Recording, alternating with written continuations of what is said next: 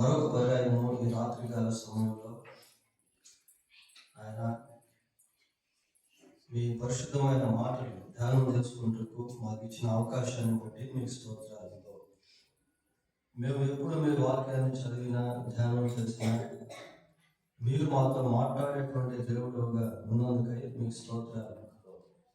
మీరు మాతో మాట్లాడుతూ ఉండగా ప్రభా మా జీవితంలో ఎక్కడెక్కడ మీ వాక్యాన్ని మేము అన్వయించుకోవాలో దాన్ని అన్వయించుకున్నట్టుకు సహాయం చేయండి. మీరే బోధకుడిగా ఉండి మమ్మల్ని అందరినీ కూడా ఈ రాత్రి దర్శించమని, ఇంకా రావాల్సిన వారు క్షేమంగా త్వరగా వచ్చినట్లు కృప దయచేయమని, ఈ మంచు వలన ఎవరికి ఎటువంటి అనారోగ్యత రాకుండా దయతో కాపాడమని మా రక్షకుడైన యేసుక్రీస్తు పరిశుద్ధమైన నామంలో ప్రార్థన చేస్తున్నాము తండ్రి. ఆమేన్.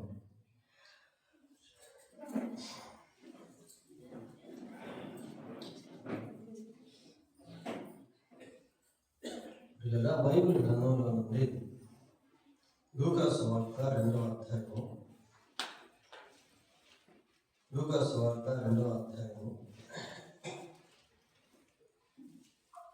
25వ వచనాన్ని చదువుతున్నాం.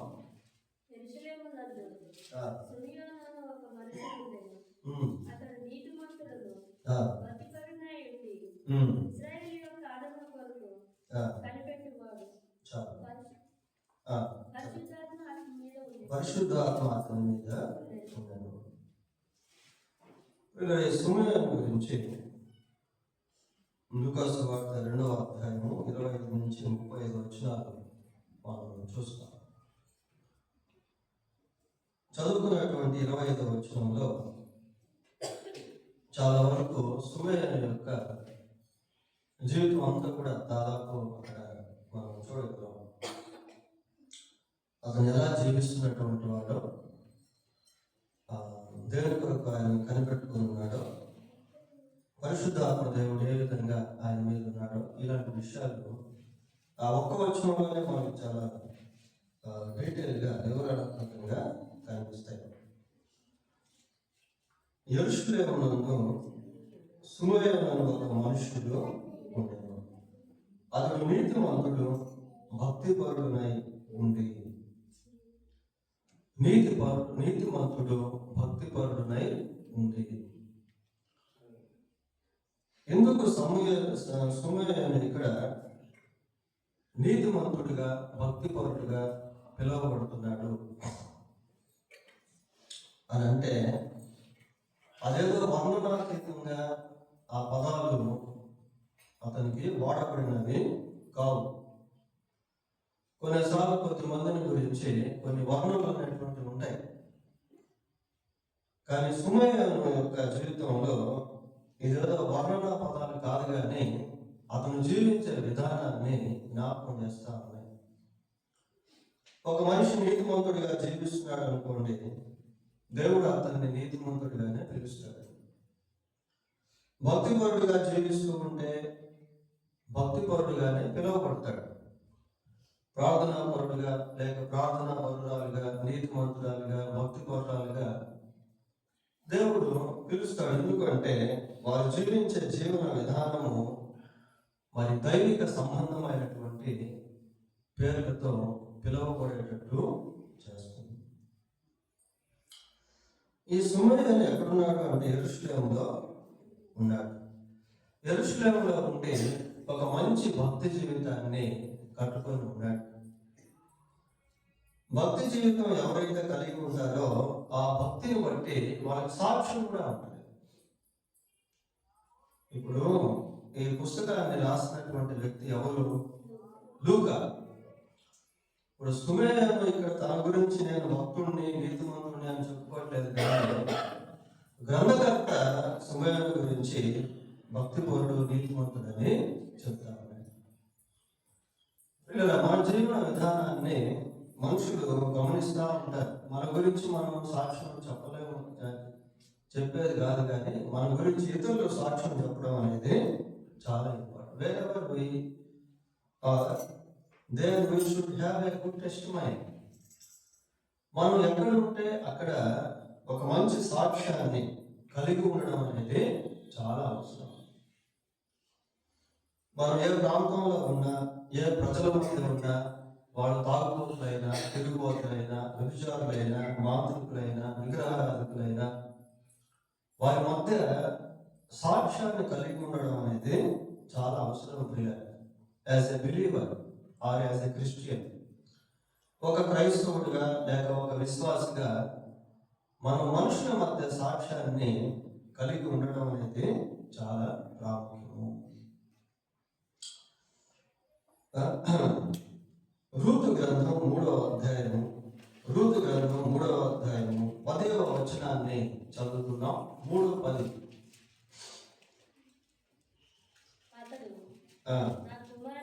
నా కుమారి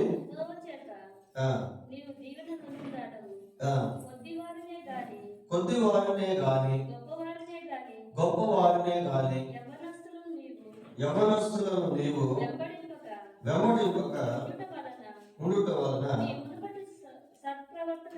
నీ మునుపటి సత్ప్రవర్తన కంటే వెనుకటి సత్ప్రవర్తన మరీ ఎక్కువైనది. బోయజు రూతుల గురించి మాట్లాడుతున్నటువంటి మాట. ఇక్కడ ఏం ప్రవర్తన గురించి చెప్తున్నాడు? అతను సత్ప్రవర్తన గురించి మాట్లాడుతూ ఉన్నాడు. సత్ప్రవర్తన గురించి మాట్లాడుతూ ఉన్నాడు. వాస్తవానికి రూతు ఎవరు అంటే, ఒకప్పుడు అమిరాలు, మోయాబురాలు. అయితే ఆ తర్వాత వివాహం చేసుకొని మరి భర్తను బట్టి ఆమె ఆ యూదురాలుగా మారింది. దేవుడిని అంగీకరించడం వలన దేవుని కుమార్తెగా ఆమె మారింది. సరే, ఇక్కడ బోయజు ఆమె గురించి మాట్లాడుతూ ఏమంటాడంటే, ఆమె ప్రవర్తన గురించి చెప్తా ఉన్నాడు. మునుపటి సత్ప్రవర్తన కంటే, వెనుకటి సత్ప్రవర్తన కంటే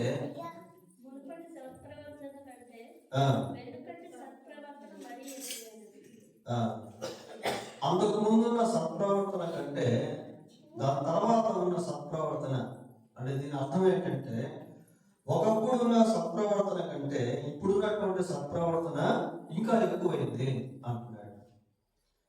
అంటే తన యొక్క సత్ప్రవర్తనను ఆమె ఏం చేస్తుంది అంటే జాగ్రత్తగా కాపాడుకుంటూ వస్తారు.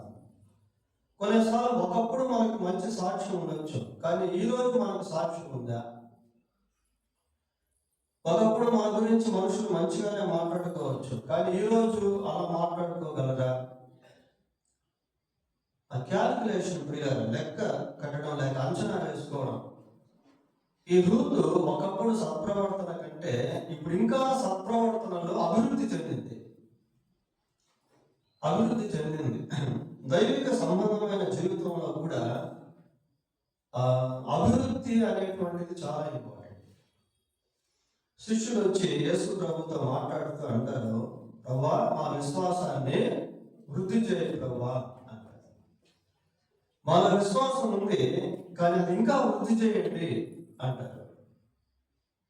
యేసుక్రీస్తు యోహాను సువార్త 15వ అధ్యాయం 1వ వచనం చదవక్కర్లేదు, కానీ ఒక మాట అంటాడు. ఏమంటాడంటే, నేను నిజమైన ద్రాక్షావల్లిని, నా తండ్రి వ్యవసాయకుడు, నాలో ఫలించు ప్రతి తీగ మరి ఎక్కువగా ఫలింపవాలని దానిలోని పనికిరాని తీగలను ఆయన తీసుకుంది.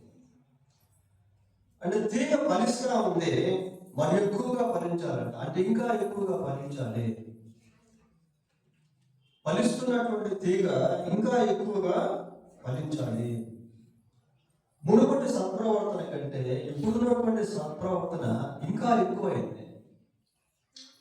అంటే అక్కడ క్యారెక్టర్ గురించి మనం చూస్తా ఉన్నాం. A good character gives a good testimony. ప్రవర్తన, మంచి ప్రవర్తన ఏం చేస్తుందంటే మంచి సాక్ష్యాన్ని తీసుకొస్తుంది. A good character brings A good testimony.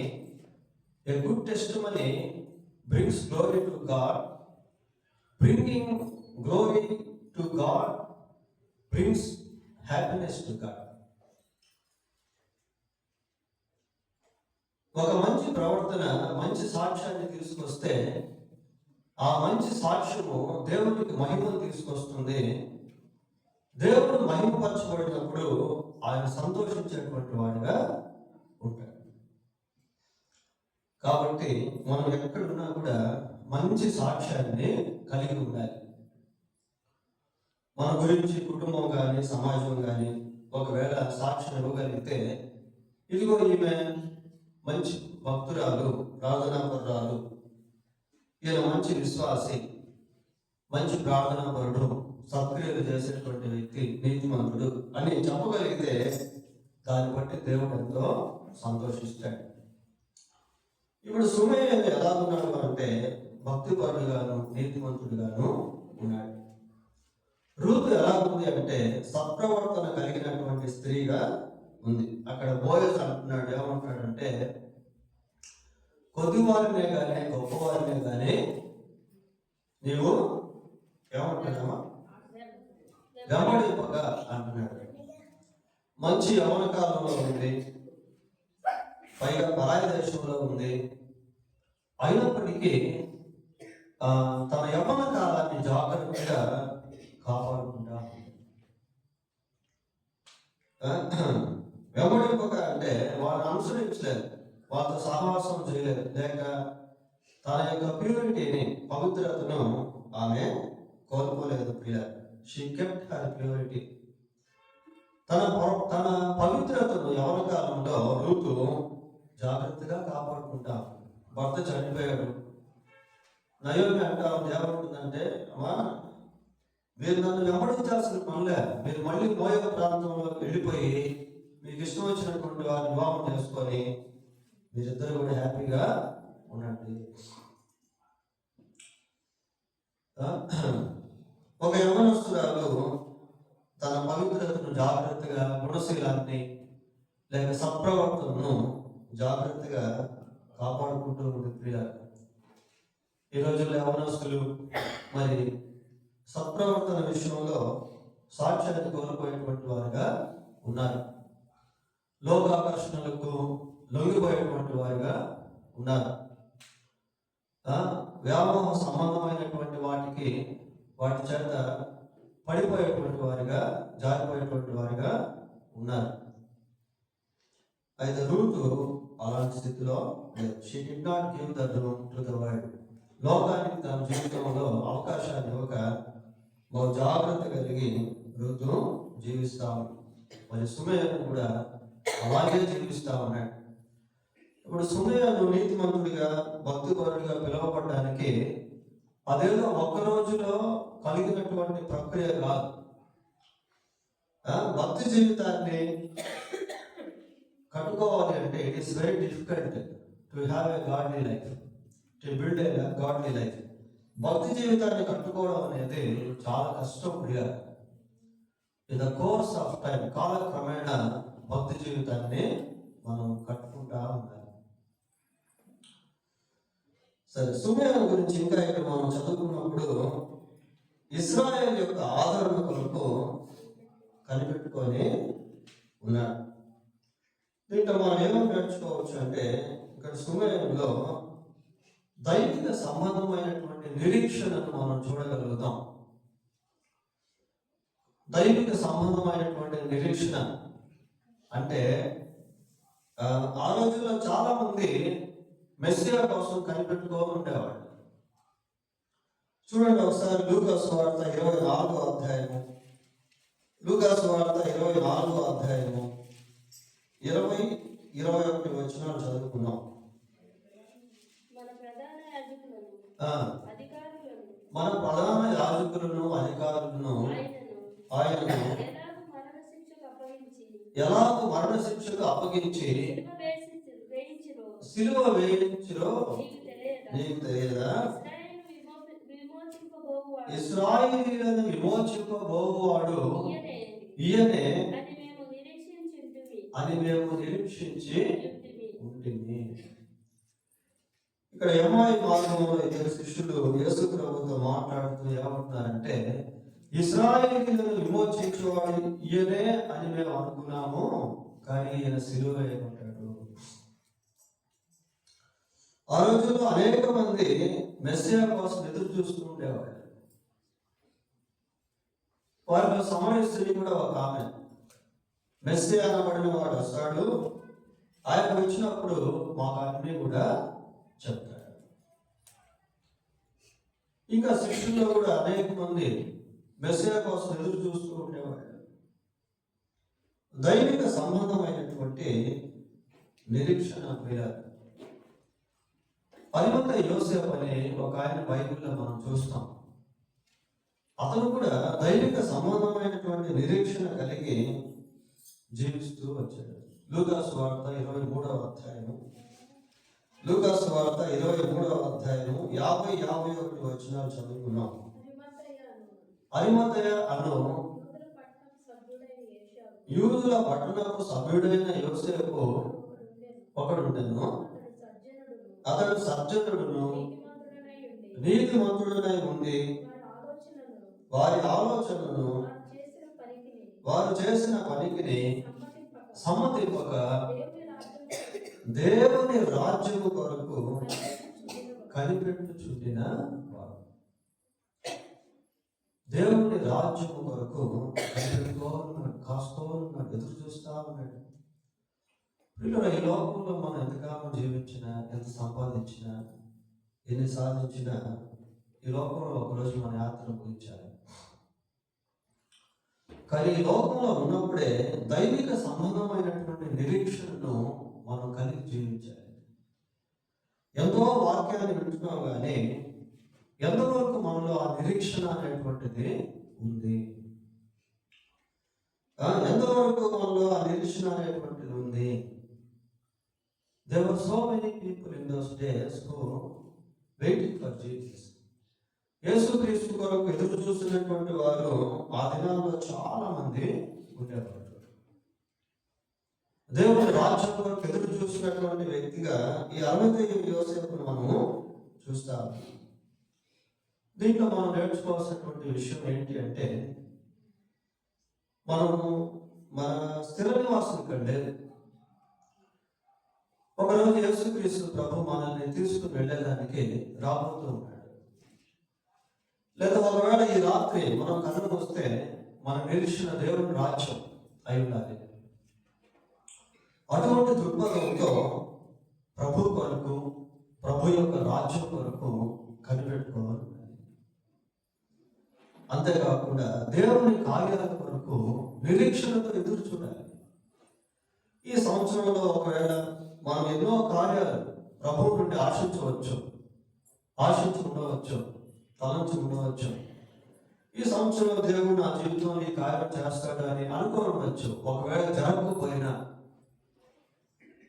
ఒకవేళ నెరవేర్చబడకపోయినా, వచ్చే సంవత్సరం అయినా దేవుడు కార్యం చేస్తాడేమో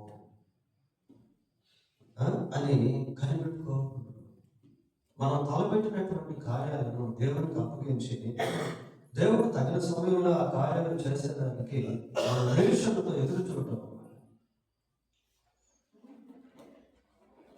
27వ కీర్తన 14వ వచనం ఒకసారి చదువుదాం. 14వ వచనం.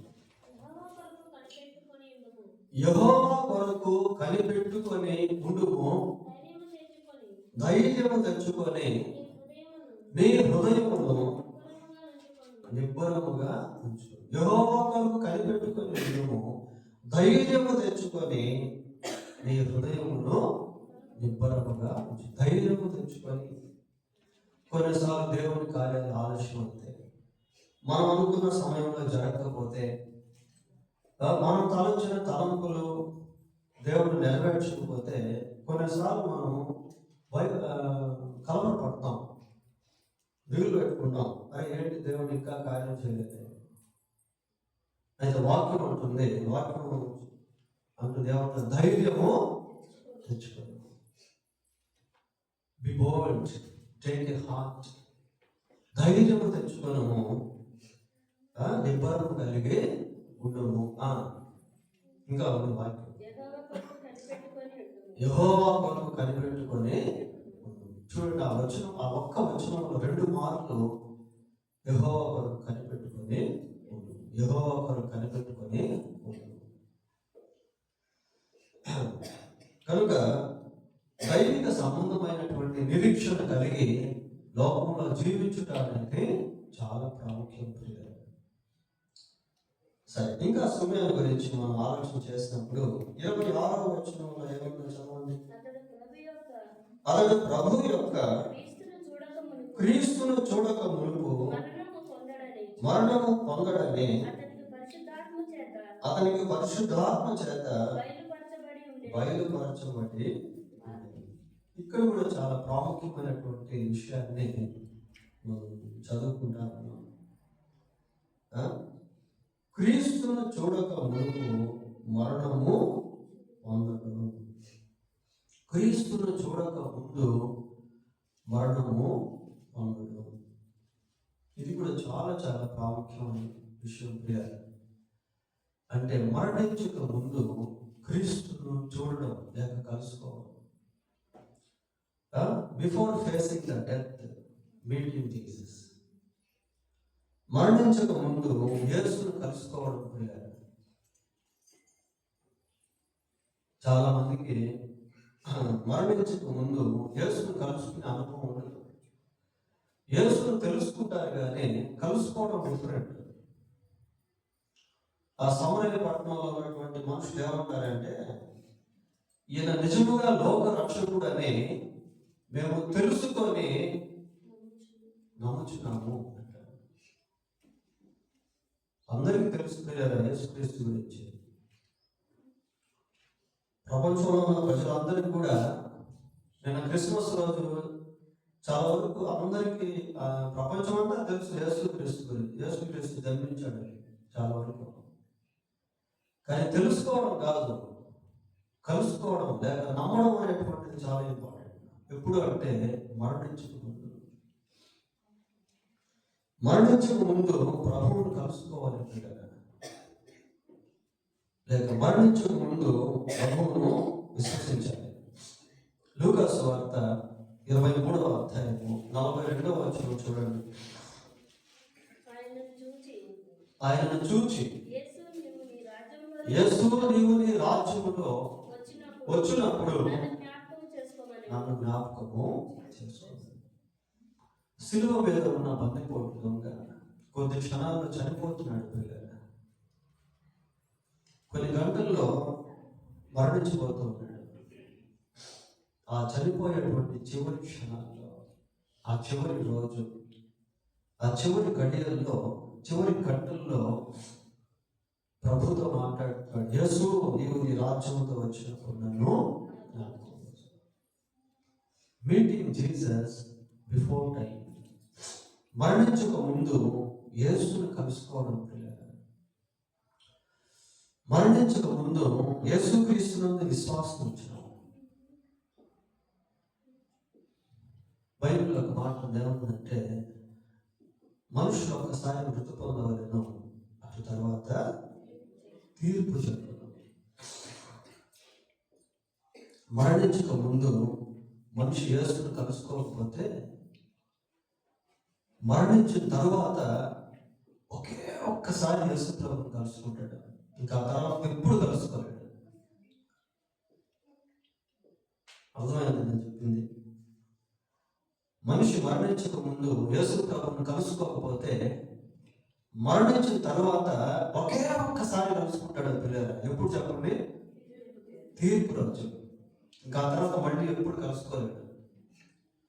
ఎందుకు అంటే తీర్పు జరిగిన తర్వాత ఆ అగ్నిగుండంలోకి వెళ్ళిపోతాడు. ఇక మళ్ళీ ఎప్పుడు యేసు ప్రభువును కలుసుకోలేడు. మనుషులు ఒక్కసారి మృతి పొందవలను, అటు తరువాత తీర్పు. మనిషి మరణించక ముందు ప్రభువును విశ్వసిస్తే అతనికి ఎప్పుడు తీర్పు అనేటువంటిది ఉండదు. యోహాను సువార్త 3వ అధ్యాయం 18వ వచనం. 3:18. ఆయన యందు విశ్వాసం ఉంచు వారికి తీర్పు తీర్చబడదు. ఆయన యందు విశ్వాసం ఉంచే వారికి ఇంకా తీర్పు అనేది లేదు. ఇప్పుడు క్రీస్తు యేసునందు ఉన్న వారికి ఏ శిక్ష విధియో రోమా 8:1. కాబట్టి మరి చనిపోక ముందే యేసుక్రీస్తునందు విశ్వాసం ఉంచితే చనిపోయిన తర్వాత క్రీస్తు ప్రభువుతో యుగయుగాలు ఉంటాం. ఇప్పుడు సుమేయను మరణించక ముందు ప్రభువును చూడాలి అనేది ముందుగానే నిర్ణయించబడింది. మరి సుమేయానికైనా ఆ మాట నేడు మనకు వర్తించదా అంటే మనకు కూడా వర్తిస్తుంది. ప్రతి మనిషికి వర్తిస్తుంది ప్రియులారు. ఎందుకంటే ప్రతి మనిషి కూడా మారుమనసు పొందాలి. ఆ అజ్ఞాన కాలం ముందు దేవుడు చూడనట్టుండేది. ఇప్పుడైతే అందరూ మారుమనసు పొందవాలని ఆజ్ఞాపించుచున్నాడు. ఎవడనో నశింపవద్దని నిశ్చయింపక కనుక మరణించక ముందు యేసు ప్రభువుని కలుసుకోవడం అనేటువంటిది చాలా ప్రాముఖ్యం. ఇంకా ఇక్కడే మనం ఏమని చదువుకుంటామంటే, ఇంకోసారి చదవడం అదే వచ్చిన అది కాదమ్మా, సుమయాన్ని గురించి. అతనికి పరిశుద్ధాత్మ చేత బయలుపరచబడి ఆత్మవశుడై. వీళ్ళు చదువుకున్నటువంటి ఈ వచ్చిన భాగాల్లో 3 సార్లు పరిశుద్ధాత్మను గురించి మనం చదువుతాం. పరిశుద్ధాత్మ అతని మీద ఉండెను. పై వచనంలో పరిశుద్ధాత్మ చేత బయలుపరచబడి ఉండెను. ఆత్మవశుడై అంటే 3 సార్లు పరిశుద్ధాత్మను గురించి ఇక్కడ పేర్కొనబడింది. పరిశుద్ధాత్మ సుమేయుని మీద నిలిచి ఉన్నాడు. పరిశుద్ధాత్మ అతనికి బయలుపరిచి ఉన్నాడు. ఆత్మవశుడై అని చదువుతున్నాడు. పరిశుద్ధాత్మ దేవుని యొక్క కాలంలో ఇప్పుడు మనం ప్రజెంట్ జీవిస్తా ఉన్నాం. ఈరోజు మనం దేవుని సన్నిధికి వచ్చి దేవుని వాక్యం వింటున్నాము. దేవుని వాక్యం మనకు అర్థమవుతుంది అంటే అది పరిశుద్ధాత్మ కార్యం. పరిశుద్ధాత్మ దేవుడు ఏం చేస్తాడు అంటే దేవుని యొక్క సత్యాన్ని మనకు బయలుపరుస్తాడు. పరిశుద్ధాత్మ దేవుడు క్రీస్తును మనకు పరిచయం చేస్తాడు. పరిశుద్ధాత్మ దేవుడు యేసు ప్రభువును గురించిన గ్రహింపు శక్తిని మనకు అనుగ్రహిస్తాడు. పరిశుద్ధాత్మ దేవుడు మనల్ని సర్వసత్యంలోనికి నడిపిస్తాడు. జ్ఞానుల గురించి మన వాక్యం విన్నాం కదా, వాళ్ళు దేవుని చేత బోధించబడి దేవుని చేత నడిపించబడ్డారు. So the holy spirit will lead us. పరిశుద్ధాత్మ దేవుడు మనతో మాట్లాడతాడు. ఈ క్రిస్మస్ దినాల్లో మనం అనేక కార్యక్రమాలను కలిగి ఉన్నాం. మరి మీలో ఎవరైనా అమ్మా అయ్యా మరి పరిశుద్ధాత్మ దేవుడు మీతో ఎక్కడైనా మాట్లాడారా ఈ కోరికల్లో అని ప్రశ్న వేస్తే మీరు ఎంతమంది దానికి జవాబు చెప్తారో తెలియదు ప్రియులారా. ఏ ఒక్క సందేశంలో అయినా దేవుడు మీతో ఏదో ఒక విధంగా ఎక్కడైనా మాట్లాడాడా ఆ గ్రహింపు వచ్చిందా? ఇలా దేవుని వాక్యాన్ని మనం ఉంచినప్పుడు, దేవుని సన్నిధిలో మనం ఉంటున్నప్పుడు పరిశుద్ధాత్మ దేవుడు మనం దర్శిస్తాడు. పరిశుద్ధాత్మ దేవుడు మనతో మాట్లాడతాడు. అంతేకాకుండా పరిశుద్ధాత్మ దేవుడు మనకు ప్రేరేపణ అనేది ఇస్తాడు. ఇన్స్పిరేషన్. అమ్మా అయ్యా ఇప్పుడు వరకు నీవు ఇలా జీవించావు, ఇక మీద ఇలా జీవించు, నీ ప్రవర్తన మార్చుకో, దిద్దుకో, ప్రార్థన చేసుకో, బైబిల్ చదువు, వాక్యాన్ని ధ్యానించు, మారుమనసు పొందు. యేసు ప్రభు త్వరగా రాబోతున్నాడు, లోక నటన గతించుచున్నదే. అనేక విధాలుగా పరిశుద్ధాత్మ దేవుడు మనతో మాట్లాడతాడు పిల్లగా.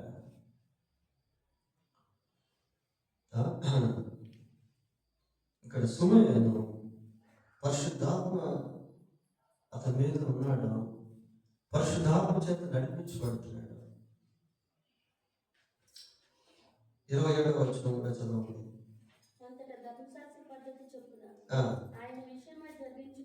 తల్లిదండ్రులు శిశువైన యేసును దేవాలయంలోనికి తీసుకొని వచ్చినప్పుడు అతడు తన చేతులలో ఆయనను ఎత్తుకొని సుమేయను తన చేతులతో ఆ శిశువుగా ఉన్నటువంటి యేసుక్రీస్తు ప్రభువును ఎత్తుకున్నాడు. He has a great privilege to carry Jesus or holding Jesus. యేసు ప్రభువును ఎత్తుకునేటువంటి గొప్ప భాగ్యం సుమేయకు దక్కింది. ఎత్తుకొని ఆ చిన్న శిశువుతో మాట్లాడుతూ ఉన్నాడు. ఏం మాట్లాడుతున్నాడు? నాథా, ఇప్పుడు నీ మాట చొప్పున సమాధానంతో నీ దాసుని పోనించుచున్నావు. ఒక్క నిమిషం ఇక్కడ చూడండి ఏమంటాడంటే, నాథా, ఇప్పుడు నీ మాట చొప్పున సమాధానంతో నీ దాసుని పోనించుచున్నావు. సమాధానంతో పోనించుచున్నావు. ఈ పోనించుట అనేటువంటిది బహుశా మరణానికి సమీపమైన మాట అని అనుకోవచ్చు. ఎందుకు అంటే బహుశా ఆ టైంలో సుమయ్యను చాలా వృద్ధాప్యంగా ఉన్నాడు. సమాధానంతో పోనించుచున్నాము. సమాధానం అనేటువంటి మాటను మనం చూస్తాము. ఒకసారి యోహాను రాసిన మొదటి పత్రిక 3వ అధ్యాయము, యోహాను రాసిన మొదటి పత్రిక 3వ అధ్యాయము 20వ వచనాన్ని చదవండి. ఇందువలన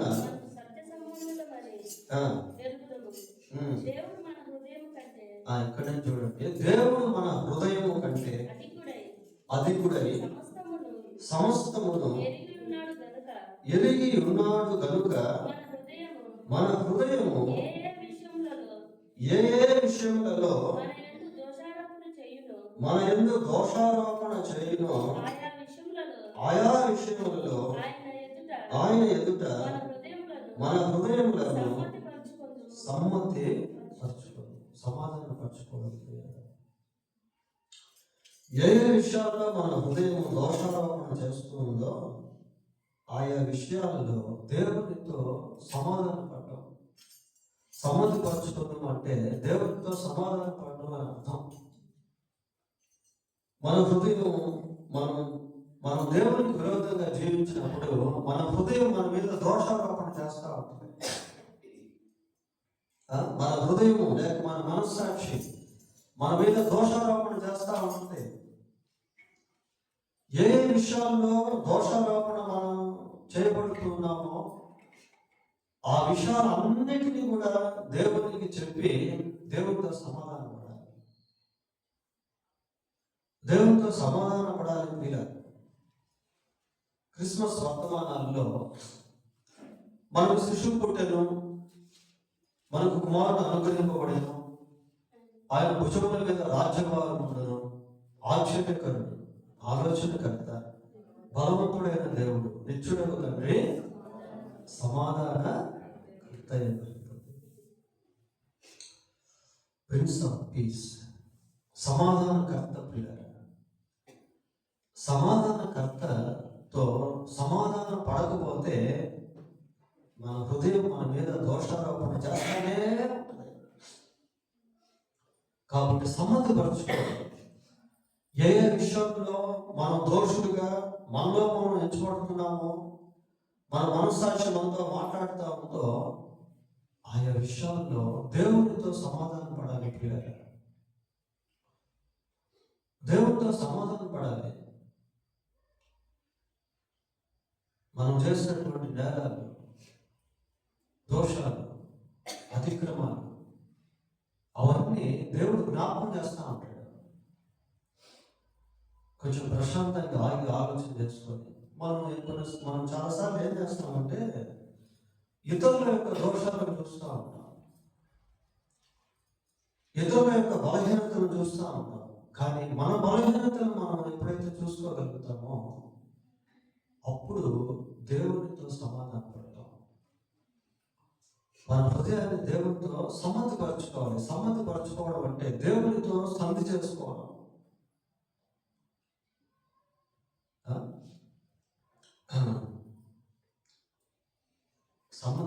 ప్రార్థించుకోవడం ప్రియులు. నాథ, ఇప్పుడు నీ దాసుని సమాధానంతో పోనించుచున్నాము.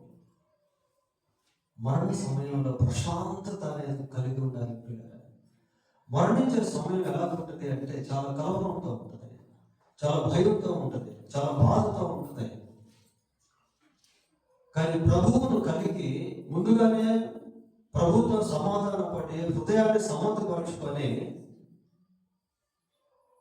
మరణిస్తే ఆ మరణించేటువంటి సమయము చాలా ప్రశాంతంగా ఉంటుంది, చాలా ధైర్యం ఉంటుంది.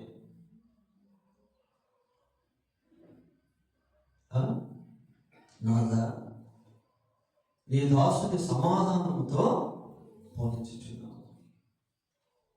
ఈ మాటలు మామూలు మాటలు కాదు ప్రియులారా. మనమైతే ఊరికి చదువుకుంటున్నాం, కానీ అవి సుమేరు యొక్క అనుభవంలో నుండి పెళ్ళుకి వచ్చినటువంటి మాటలు అవి.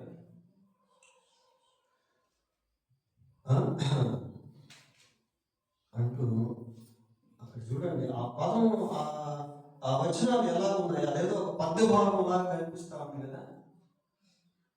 ఆ ఫాంట్ లేక అది ఎలా ఉంది అంటే, నాథా ఇప్పుడు నీ దాసుని నీ మాట చొప్పున సమాధానంతో నీ దాసుని పోనించుచున్నాము.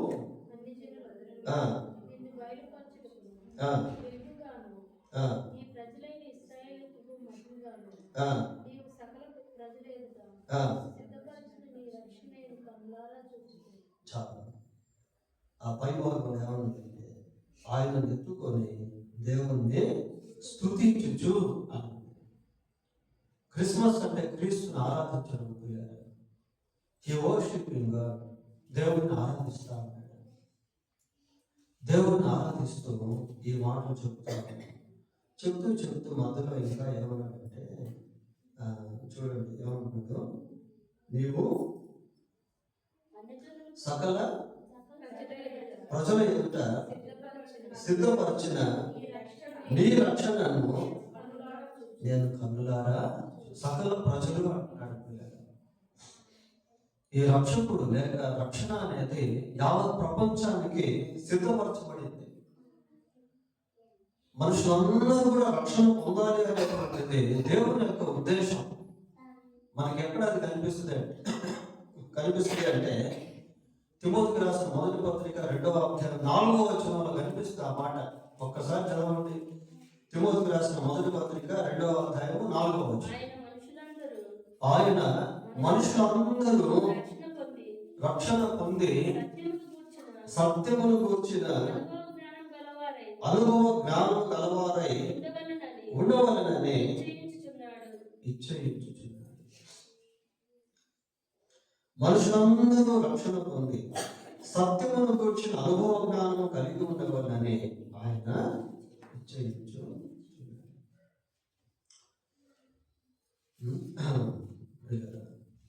మరి దేవుడితో సమాధానం పడుట ఎంత ముఖ్యమో అనేటువంటిది ఇక్కడ చూస్తా. ఒకవేళ దేవుడితో సమాధానం పడకపోతే హృదయంలో నెమ్మది అనేది ఉండదు, ఆత్మలో సంతోషం అనేటువంటిది ఉండదు. సమాధానంతో నీ దాసుని పోలించున్నామని మాట్లాడుతూ సకల జనులకు సిద్ధపరిచిన రక్షణ గురించి కూడా చెప్తాము. మరి యేసుక్రీస్తు యొక్క రక్షణ సమస్త మానవానికి అందించబడింది. సకల ప్రజలకు సిద్ధపరిచిన రక్షణ, సర్వలోక మానవ పాప క్షమాపణ కొరకు యేసుక్రీస్తు శిలువలో మరణించి సమాధి చేయబడి సజీవుడైన 3వ రోజు తిరిగి లేచి ఆయన లోక రక్షకుడు. కాబట్టి ఇంకా రక్షణ పొందకుండా ఉంటే రక్షణ పొందాలి పిల్లలు. దేవుడు తన వాక్యాన్ని దీవించిన కనుక ప్రార్థన చేసుకున్నాం. ప్రార్థన.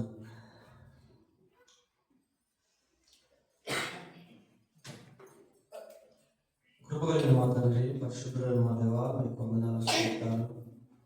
ఈ రాత్రి సుమేరైన జీవితంలో నుంచి కొన్ని విషయాలు జ్ఞాపకం చేసుకున్నాం ప్రభావ. మేము కూడా మంచి ప్రవర్తన కలిగి మంచి సాక్ష్యాన్ని కలిగి మీకు మహిమ తెచ్చేవారుగా ఉంటున్నట్లు సహాయం చేయండి. దైవిక సంబంధమైనటువంటి నిరీక్షణతో లోకంలో మేము జీవించుటకు కృప దయచేయండి ప్రభా.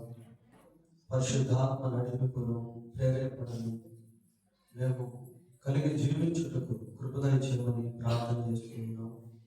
మరణించక ముందే మిమ్మల్ని కలుసుకునేటువంటి అనుభవాన్ని మీరు మాకు ఇచ్చినందుకై మీకు స్తోత్రాలు. ఇంకా సంఘంలో ఎవరైనా అట్టి అనుభవం లేకపోతే వారికి కూడా ప్రభు అటువంటి అనుభవాన్ని దయచేయండి. మరణించక ముందే ఆ బందిపోటు దొంగ మిమ్మల్ని కలుసుకున్నాడు ప్రభా. ఎంతో మంది, ఎన్నో కోట్ల సంఖ్యలో ప్రజలు మరణించక ముందే మిమ్మల్ని తెలుసుకున్నారు. కనుక మా జీవితంలో మీరు మాకు ఇచ్చిన గొప్ప నిరీక్షణను బట్టి మీకు స్తోత్రాలు. మీ అందరూ విశ్వాసం వచ్చినటువంటి వారి మరణము విలువగా ఎంచుబడుతుంది ప్రభా. సమాధానము, సంతోషము, ఆనందము కలుగుతుంది ప్రభా. మా హృదయాలు ఇంకా ఎక్కడైతే మా విషయమే దోషారోపణ చేస్తూ ఉన్నాయో వాటిని మేము సరిచేసుకునే వారంగా ఉండటం కృప దయచేయండి. రానున్న నూతన సంవత్సరంలో నూతన నిరీక్షణ కలిగి జీవించుటకు సహాయం చేయండి.